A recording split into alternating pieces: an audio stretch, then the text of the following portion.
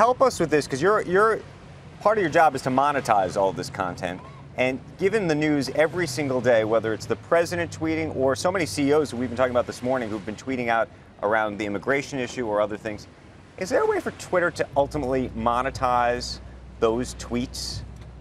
You know, I think there is an opportunity for marketers to get next to the conversation that makes most sense for them. You know, in addition to all the tweets that are happening there's also a tremendous amount of conversation right now around the World Cup. And what we're seeing is that's a tremendous opportunity for marketers to go ahead and connect with that conversation and also connect with really premium brand safe content. One of the partnerships that we have in the US is with Fox Sports.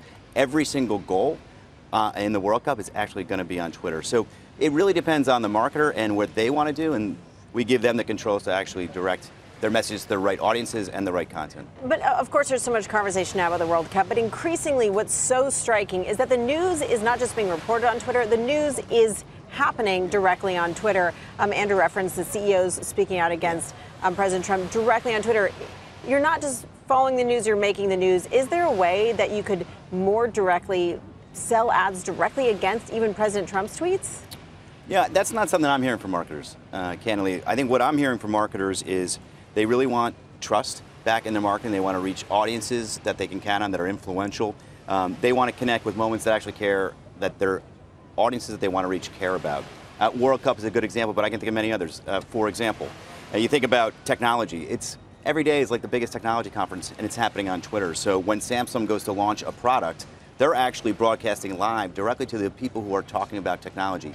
We did a live stream with them. They had over 8 million views around that live stream, and it was a tremendous launch for their S9. But how much technology do you have to use to actually, and I assume there are people who want to be next to certain types of content, yeah. But I imagine actually there's a lot of content they don't want to be part of, and especially some of these political issues, maybe issues that a big company may say, you know what, our CEO may want to speak out on, but we don't want necessarily to have advertising against one side or the other of it. Absolutely. I think advertisers want control where their message is going. One of the great things about some of the content partnerships that we have, we announced 16 last year, we sponsored all 16. We had 30 this year that we announced across Fox, with Fox Sports and news, entertainment, is that they're actually in control of where their messages run.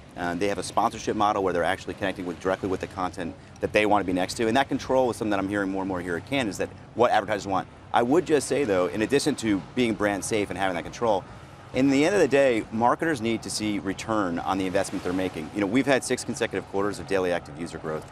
That's allowed us to build our audience and lower prices. And one of the things that I don't think is talked about enough is the ad relevancy that the product team has built has helped us deliver more relevant ads. That's led to consistent, predictable, positive returns for advertisers. And that's why you're seeing 20% year-on-year growth in our business. But you're now competing directly also with Amazon and Facebook for those sports rights. Is that a problem?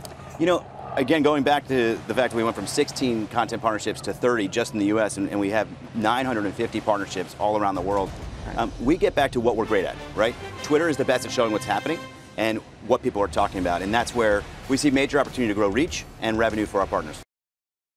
Hey there, thanks for checking out CNBC on YouTube. Be sure to subscribe to stay up to date on all of the day's biggest stories. You can also click on any of the videos around me to watch the latest from CNBC. Thanks for watching.